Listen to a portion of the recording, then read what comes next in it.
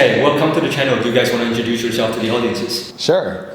Hey everybody, my name is Jason. I was born and raised in Los Angeles, but in the last 5 years, my wife and I and our family have been living in Dallas, Texas. And so, yeah, we just moved to Taipei, Taiwan in October. And we're going to be here for a couple years, and so far, loving our experience here. Yeah. My name's Hannah. I'm Jason's wife. I am a singer, songwriter, and actor, and I moved to Taiwan a few months ago, and I've been loving it so far. Been trying to learn Mandarin as we teach our kids. I've seen the YouTube video of you two dancing. It was very impressive. Was that hard to learn?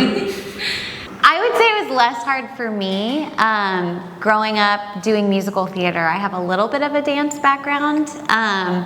So I have more experience than Jason had going into it, but we took a few classes to kind of figure it all out. So we were able to dance pretty well together, and that was always a fun thing we enjoyed doing when we were dating. And so we knew we wanted that to be part of our wedding.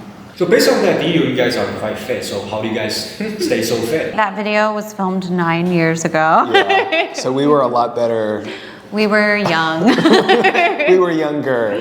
Younger. Currently, right now, I love playing pickleball. So pickleball, is that like tennis? Pickleball is similar to tennis, badminton, and ping pong. But I think the biggest difference is that there's not a lot of skill that you need to have fun. Whereas like in ping pong, badminton, and tennis, there is a level of skill that you must acquire in order for you to have fun. And in order to do that, you typically need to have lessons, or you need to put in like hours of work to get in there. But pickleball is like super easy. Anybody from any age, like my son is 3, he's learning how to play pickleball right now, and I play against people well in their 70s, and they're really good because the pickleball court is really small, so you don't need to be very fit to play. It's not very fun to play against him though, because he's really good.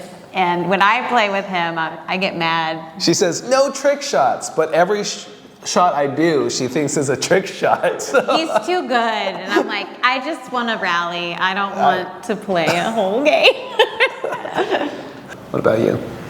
Well, having kids is a full body workout. Yes. So, just parenting in general is a very physical activity. But me personally, I love to do yoga. I find that it has a lot of crossover with dance, which is something I enjoy greatly. And as an artist, I think there is a very beautiful creative element to yoga that's quite enjoyable.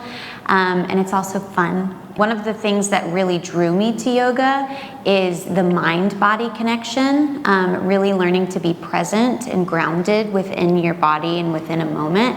I find that to be an extremely useful skill for making art. So what are the challenges Hannah face being a professional singer? I would say a big one is financial. So much of being a musician is contract work. So it's a lot of the gig economy, and you're kind of at the mercy of how much you're willing to put yourself out there and to network. So that can be really challenging because there's not really a traditional 9-to-5 schedule for most singers. You tend to work strange hours. I would also say social media promotion is a really draining aspect of it, because what it requires to network and promote is very different from what it requires to create.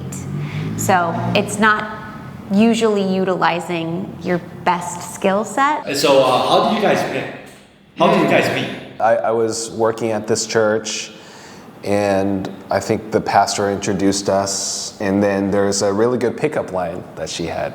She said, "Oh, I really love Thai food." And I said, "I love Thai food too, but I also love Taiwanese food." That was not when we first met. That was after we had already started talking. Yeah. But that was a really good pickup line. No. I'll never live that down. Okay. In my defense, I was 19 years old when we started dating. Yeah. I didn't know a lot about Taiwan at the time, and you never let me forget. Yeah. Well, you knew a lot about Thai food, so. Can you not? No, we met at church. I had just moved to Los Angeles to pursue acting. Acting and music, and just kind of happened upon this church and was like, oh, he's really cute. And I don't remember this, but apparently I told my mom on the phone that, oh, I met my future husband. I'm gonna marry him.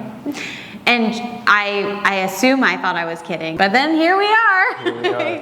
What's funny though, her first impression of me was that I was already married with, what, 6 kids? I just assumed, being from Texas, people get married really young in Texas. But 6 kids for every family? No, not every family, but a lot. a lot of church families. I don't know why, because we don't do this, but they have a lot of kids. Yeah. So when I met him, I just thought he was so cute and charming and smart. I was like, oh, he's got to be married. There's no way a guy like this is still single.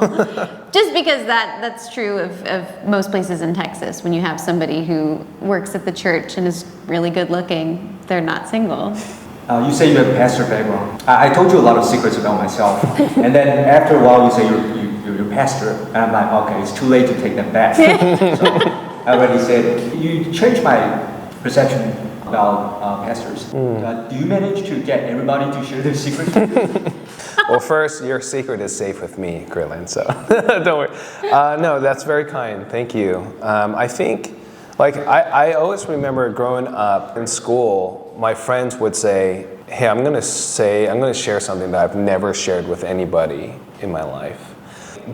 And I hear that often, throughout elementary school, high school, college, I've had those conversations where people are like, I've never said this to anybody.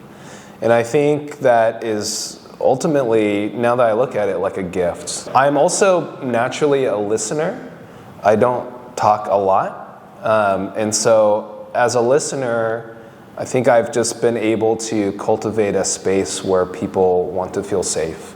I never wanted to be a place where I would bully or make it sound like intimidating or force them to believe something or do a lot of should. You should do this and should, I really just wanted to create a safe space for these people to come in and just share deep down what's going on. You mentioned a really good point with you should. A lot of people say that, and I think the first step of marketing is to say you don't have to do this. You don't have to subscribe to my channel.